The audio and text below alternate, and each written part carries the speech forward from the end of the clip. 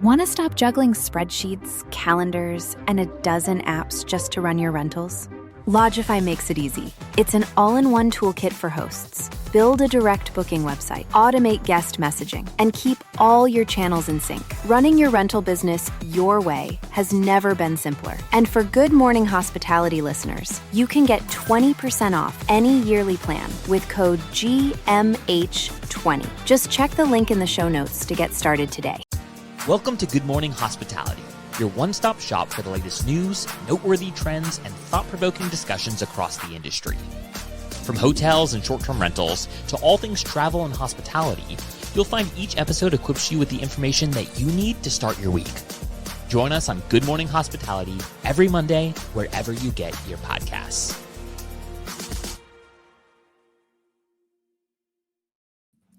Good morning. Happy Monday. Hello. How we doing? Best day of the week. It's great to see you guys. How was your weekend? 10 out of 10. Not the same old, great. same old. Not the same old, same old. What were you up to? The Savannah Bananas were in Auburn, and I can see why it's the hardest ticket in sports. It is truly the most entertaining athletic event I've ever been to. So if you've never heard of them, you have to check them out. Whether you have kids or not, it is well worth figuring out how to get a ticket to it. I'm very jealous. I've been like a secret banana fan for many years, following them on Instagram. And every time I've brought up to like my friends, like I really want to go, like no one thinks I'm serious. So I'm happy that you got to go experience that. Yeah, everything from start to finish. I mean, from hours before it starts. Here's me and my son Oliver and Jesse Cole, Mr. Banana Man himself. So what he's done with this organization is something that we should all strive to as hospitality folks. I mean, completely reimagining a boring minor league baseball team in Gastonia, South Carolina, to an empire with millions and millions of fans and followers. Like truly inspirational of how he just completely reimagined every little boring thing of baseball and made it fun, from a walk where you get to run until every player touches the ball, to a foul ball into the stands. If someone catches it, then it's an out. Like every little thing is so much fun. And it's like all the ranges of emotions. At the very beginning, they brought out a little girl who just had a brain tumor removed, and then she hits a ball, gets an inside the park home run, and both teams just mob her at home. And oh my God, I love that stuff. It's like bringing tears to my eyes. Yeah. And then like the level of ball on the field was also legit. I mean, these guys are all minor league players that just couldn't quite cut it into the majors. So you've got a guy pitching while he's on stilts and another guy actually hitting a ball when he's riding a unicycle in the batter's box. So highly entertaining. Kudos to you, Jesse Cole. I know you're out there listening, but well done on a fun season. How about you, Jamie? What did you get up to this weekend? Yeah, we had a 8-year-old birthday. My son Elliot turned 8, so entertained a bunch of kids out at the park, played some kickball. And then took them to the Atlanta Symphony Orchestra for Harry Potter themed songs by the orchestra. Pretty cool. But I love that. I'm getting ready to head. A lot of people dressed up. It was awesome. Well, we also wanted you to get your take on Verma. I know we're a little bit late to that, but you were the only member of the team that was physically there this time. So do you want to give us your quick kind of like elevator pitch recap of what you think went well, what didn't go well, what are your thoughts? Yeah. And it was Vegas. So, and there's people that love Vegas and hate Vegas. I'm in the hate Vegas camp. Same. But super excited that it's going to be in Nashville next year, coming back to the East Coast. I suspect that's going to help with attendance a lot. Attendance was down again this year. And up for vendors. There were a lot of vendors out there. Vendor hall was popping. We actually we had excellent booth placement for AirDNA, which was awesome. A ton of traffic, but it was, and yeah, again, each vendor trying to do themselves. And overall, there was probably 8 different AI companies there, many of whom I had never heard of before. And it was awesome to see what they were doing, how they were and creating new features and functionality to help make hosting easier, because we all know it's hard. And they're really focused on the operations aspect of which part of operations can we automate, can we bring AI solutions into it, and that sort of innovation, and people really get excited about what new technology can bring. And that gets me excited sort of walking around the vendor hall and how the industry is going to evolve over the next couple of years. Yeah, it's great to see that there's some tools coming out that aren't just like messaging for AI, which is, important and everything. But I've always been really intrigued about what's going to happen that actually helps like ops, which is the beat down section of the business.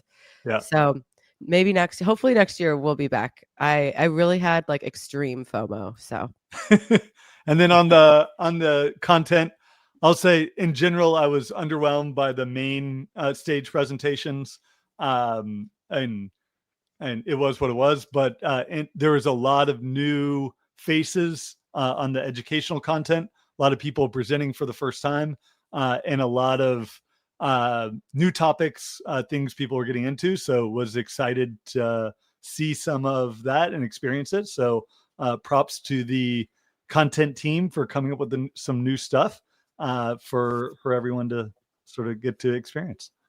Was the term AI mentioned in 100% of the talks? No. Wow. Actually, yes. I was going to say I didn't talk about AI in mine, but I did. Yeah, I mentioned it. It was actually a fun, and we're talking about guest reviews and how review scores have actually gone up. And the one category that had gone up the most over the past year was communication scores for large property managers. Like, it was like, and you're over here knocking AI communication and chat like that. That's the central core to the business, right? Respond fast. It's there. That is important. But I think that like as the property manager, when you're dealing with specifically the ops team, like how do you make that more efficient, especially when you have huge geographical areas to cover, you have so many timing things to consider.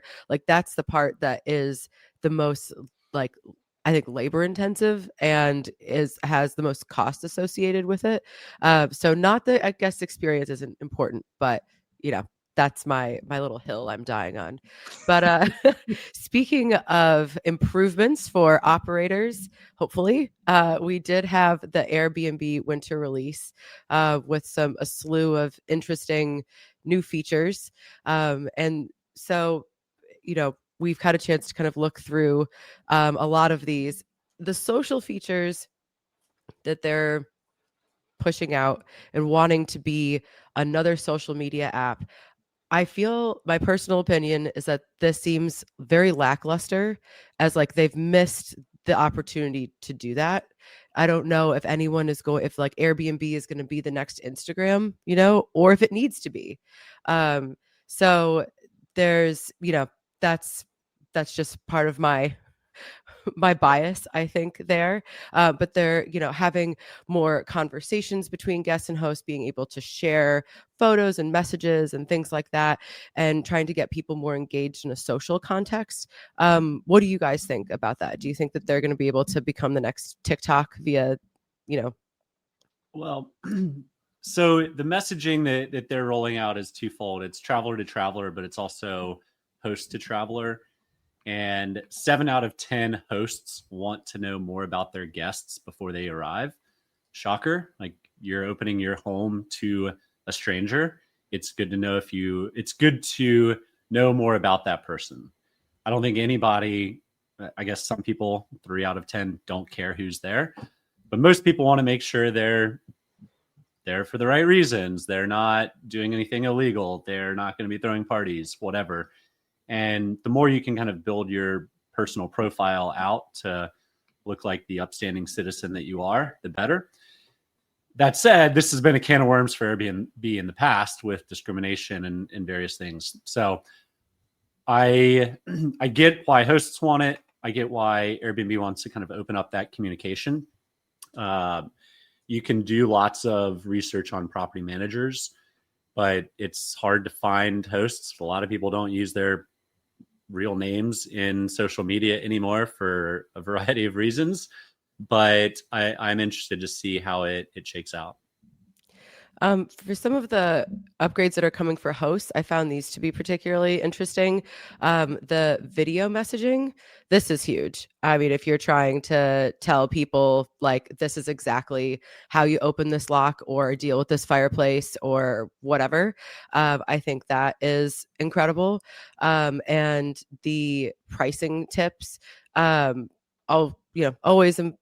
I think I'm always a little bit skeptical about their pricing, but any sort of improvements to that system, I think, is also great. Yeah, so the big feature release that I was excited about around the social features was like if you've ever booked an experience, like you kind of want to know who's going to be there. Like if you're going to do a bar crawl, you kind of like, is it going to be a bunch of people in their 70s like and experience that you're going to be crawling around Dublin with, or is it a bunch of people in their 30s or 40s that may, and so being able to see who's there, other places they travel to, seeing their profiles sort of before you get there, and I think is huge. And then afterwards, like if you like made friends with these people, they can open themselves up to messages, and then you can actually go in and message them, exchange contacts. They're not going to limit you of like sharing your cell phone or your personal email like they do between hosts and guests, and you can actually make friends through the platform that is sort of based in these real life experiences. We're gonna see the My Story page on a wedding website be like, and then we met through an Airbnb experience. Right. So I'm super excited to see them sort of connecting these dots. I've done so many Airbnb experiences where I get done and like, man, like it would be great for us all to be able to share the photos that we sort of took, and we're sort of kind of doing that through WhatsApp. If we like remember it all, share our WhatsApp numbers, to have a central spot to do it. And ultimately their ability to drive more bookings of experiences through Airbnb, because if you book it direct or book it through some other platform, and you're not going to have that opportunity to sort of do it with all the other, to sort of have that social experience with all the other people. So this is one sort of differentiation point of like, oh, let me book through Airbnb so I get this functionality that I wouldn't otherwise have gotten. Yeah, I from an experience standpoint, the more you can customize to the actual person, the better. If somebody's in town for a sporting event and you figure out whose team they're on and you can get them apparel or rag on them for making the wrong choices in life. But just a point of clarification, it's not about homes. It is only about the experiences, the social side. I'd imagine one day it'll percolate into the home side, but back to a comment I said earlier, they've had a lot of trouble with discrimination and things like that. So it does make sense they would keep that barrier up for now and see how it goes with experiences to start. I was watching the new season of the show Nobody Wants This on Netflix, and there's a scene when they go to excuse me, a like pasta making class in LA, and it was the most crazy product placement I have seen yet in like a Netflix movie. And it was the chef goes, "Thank you for booking this Airbnb experience," and I was like amazed. First of all, this show is like one of the most popular shows like in recent history, like in the last like 5 years. So like I get that you want to have it out there, but I wonder how much that Airbnb experience marketing budget was to get that in the Netflix show. Yeah. Circling back to the video side of things, I'm still kind of shocked that video hasn't worked its way into listings, because that's when I want to see the house, right? Like you can take as many good still photos and frame it a certain way, but if you have a video walkthrough, it's tough to hide the blemishes or the things that you're trying to hide in certain angles. But having it for check-in and through messaging, being able to walk through how the funky key works, that it has to be a certain way, all the little idiosyncrasies of property management and getting in units, how a remote works. People don't read anymore, but they'll watch a quick video. So I think that's going to be a net. We talked about reviews getting better because of AI. I have to imagine all of the challenges that happen from person arriving to property to the first 30 minutes being in there can be solved with good quality, quick video content. Yeah. And then the other one that I was interested to see is the release of dynamic cancellation policies. Yes. And really important on the host side, like, and talking with hosts on like listing optimization, like, yes, having a strict policy during peak season to make sure you sort of maintain that revenue, but any way that you can sort of loosen up policies, cut rates during the off season to drive incremental bookings, and having a less stringent, and it's still like over 20% of listings have a strict cancellation policy. Though new listings can't add them, and that is a change that happened as of this month. And you've got this new limited policy, and because it's October 27th, big day in Airbnb land. Quick PSA: if you're PSA connect or PMS connected, you got to raise your rates by 18.4%. Because you are going from, if you have split fee, you're going to host only fee automatically today through Airbnb.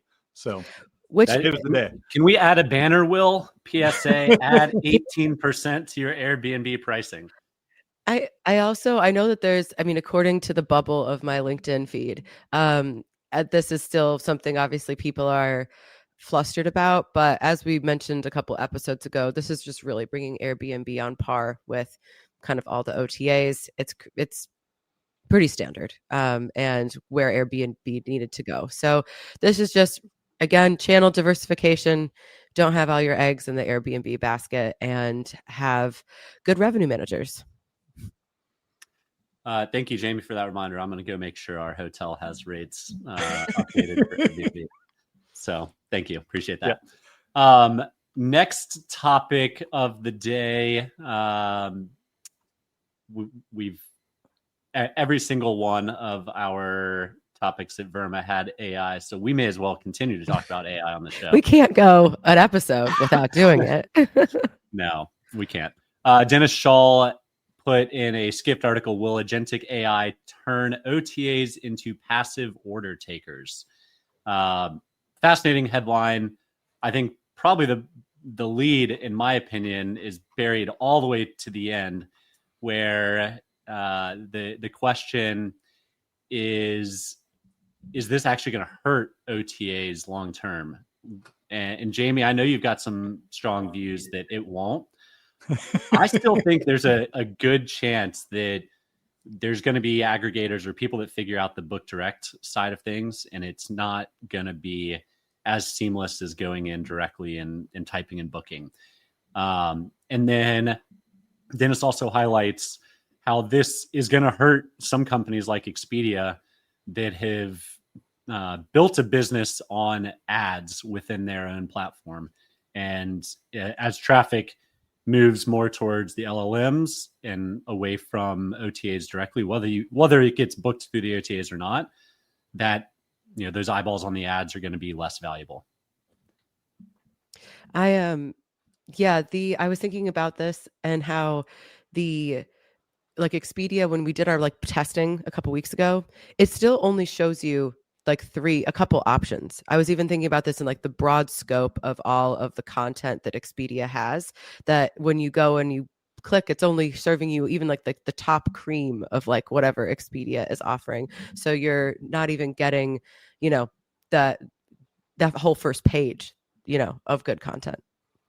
So I love that Dennis sort of dug into this, because we did it a few weeks ago when talking about the comment browser, but it's becoming a whole lot more relevant now that ChatGPT has released its own agentic browser called Atlas that can go off and do things for you. So what this piece was about was Dennis sort of testing, hey, can you go out and book this hotel for me? And essentially went out and did the whole thing for him, like all the way through to, and just prompted him to put in his name and his credit card information, which is, and we've talked about is it's incredible that it can go out and do it. And are most people going to use an AI agent to go and book their travel? Like maybe if you've got Dennis's like, hey, go and book this specific hotel. But if you want to go and browse and like get a sense of the photos and like the experiences, like what you're actually going to be doing at those properties, going through the reviews, looking at the photos, like I don't think the vast majority of travel is going to now get booked through AI agents. And if more and more does, I sort of see it equivalent to Expedia or Booking's B2B business anyway, where essentially they are just a tool for pass through bookings of, and then their business model works for B2B or B2C. And then ultimately, like, I don't, and I agree with Dennis on this, I don't see OpenAI or any of the other Perplexity AI providers going out and building their own like inventory of hotels and short-term rentals. No. Like they are going to be dependent on the OTAs to drive incremental bookings. And the big worry I think out there is at some point, does direct booking sort of insert their power in reducing the OTA's dominance? And ultimately, like the more embeddings we see with the OTAs, the more you see Booking and Expedia and Airbnb sort of creating direct apps within. Like, and it's just going to make it so easy for the agentic solutions to book it. It's going to become seamless, and the OTAs are going to continue to get their cut. Maybe they'll have to pay a little bit to OpenAI. Maybe they'll have to pay a little bit to Perplexity or Gemini, but it's not going to change or I think diminish ultimately their presence in this market. Yeah. Curious how you guys go about booking a hotel in a city center, for example. I typically start on Google Maps and see why I'm going to that city, whether it's for work or for an event or a sporting event. I start there and I want to be as close to that as possible, ideally walking distance. And then I look at pricing and then I look at reviews. And so it's kind of threefold, but I always start on the maps. Am I alone in that, or do you guys do that? I also do that, especially if it's for a specific event. Like if I'm going for a wedding or a conference, you want to be close. And then you kind of look up. I mean, if you just told ChatGPT to book you something, let's say like in Miami, I mean, that's a huge geographical area. And if you don't know that there's like a difference between Miami and Miami Beach, or that even in mainland Miami, like for vacation, you're probably going to want to stay maybe in Brickell or whatever. Like you could just be somewhere totally random, but it meets your other criteria. Yeah, I'll tell you, if I'm staying in a hotel, typically I'm brand loyal. So I'm going to go to that brand site and I'm going to look for a hotel. I'm still using their map, but what is on that brand? And that's where I see the hotels like sort of worrying, are they missing the boat? Like that we don't see agentic tools for Marriott, for Hilton, for IHG. And then to your point, Michael, of leveraging the maps, that was part of Airbnb's release that they came out, where like Airbnb maps were objectively terrible. Like, agreed. Like it's like you're going to be in this vague area, right? And you see some circles come up for the prices, and like no sense of what's nearby those listings. So the fact that now they're showing it, and at minimum, the nearby landmarks, attraction, restaurants that are near that home, or at least showing you that there's nothing nearby, and like, hey, like you're going to be in the middle of nowhere. Like you should know that when you're booking, because it's going to be 30 minutes to get to a grocery store. Yeah. And I think AI, at least the LLMs, are going to be a ways from being able to visualize maps in there, potentially. I mean, right now, if you search, if you don't go through Booking or Expedia on an LLM, it could give you options, but it's not even giving you photos at this point. All that's going to change. We know how fast this stuff moves, but photos will be first. Hopefully videos, once people start adding those to their listings at some point, that's got to be in people's roadmaps, and then maps. But I think the map is as important as the price, is as important as the review. Like, people book on those three primary criteria. Well, so when I was thinking about how direct sites are going to be able to compete, but if your direct site has the best price and you tell, like, let's say you find, I guess this is more for like the savviest of shoppers, but if you're like, okay, I found this house, go find the best price for this house. That's not going to be Expedia, right? It's going to be the direct site. So that could be a way for people to continue to kind of circumvent the OTAs, that if someone is really price conscious, like, what is the best value, right? And maybe that's how your direct site can kind of weasel its way in. Yeah. Well, moving on to our last topic, and we've covered this the past 3 weeks in a row, I believe, how the shutdown is affecting travel. Jamie's off to Italy today. I'm off to DC Wednesday, and we'll be able to report back firsthand. But Jamie, any data that you've seen, or lack of data that you've seen? Yeah, so I'm not sure if it's because of the shutdown or not, but we haven't gotten TSA throughput numbers since last Thursday. So we are now day 27 of the shutdown. Government workers, TSA, air flight controllers missed their first paycheck last week. If you go on any of the major news sites, you see that, and this weekend was maybe the first weekend of significant delays across, and I think they called out 50 different airports around the country. So this is the week that could start to really move the needle in terms of more and more people actually being impacted by the shutdown. And I think in general, the sentiment has been like, this really hasn't impacted most people much. And now I think we'll start to see it. And I think it's next week that food stamps stop getting funded. And we have seen ways to sort of stopgap on paying the troops, paying different sort of groups within the government. But ultimately, like, it is going to be pressure from people that are severely impacted by the shutdown that is going to cause a resolution to come to pass. And unfortunately, I think we've talked about this before, 2019 shutdown, it was sort of major delays at the airports, sort of TSA workers calling out sick, that brought Congress back to negotiate. And unfortunately, it could be our industry, travel and tourism, that is the ultimate sort of, what's it called? And factor that, and who gets hurt most to cause a resolution. So, yeah. Well, let's just hope this all gets resolved before Thanksgiving. We were talking about that before. Busiest travel day of the year. I was thinking about that. This will be the first year I don't have to fly to Thanksgiving, and I was like, that was good timing. Yep, and that is a great sort of call out. We're seeing now pacing and looking pretty good for Thanksgiving.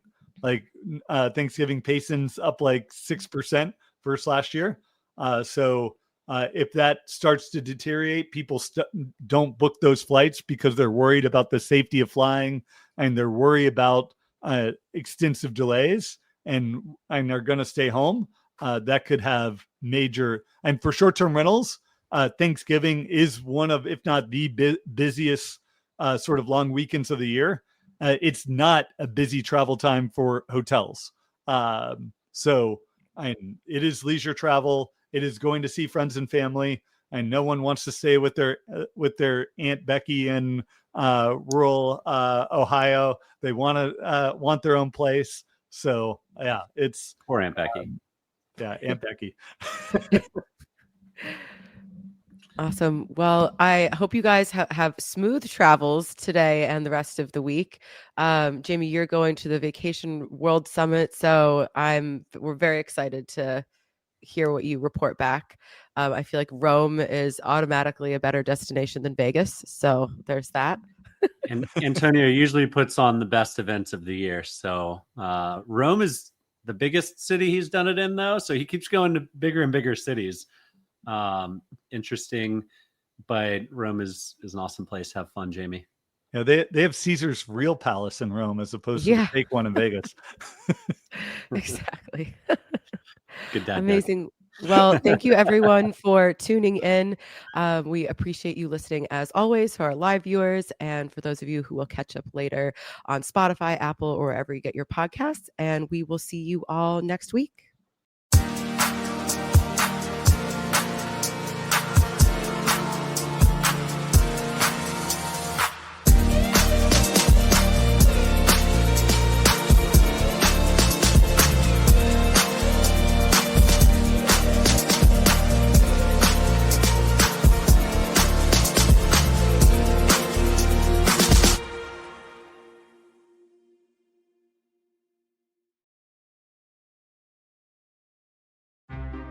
Want to stop juggling spreadsheets, calendars, and a dozen apps just to run your rentals? Lodgify makes it easy. It's an all-in-one toolkit for hosts. Build a direct booking website, automate guest messaging, and keep all your channels in sync. Running your rental business your way has never been simpler. And for Good Morning Hospitality listeners, you can get 20% off any yearly plan with code GMH20. Just check the link in the show notes to get started today.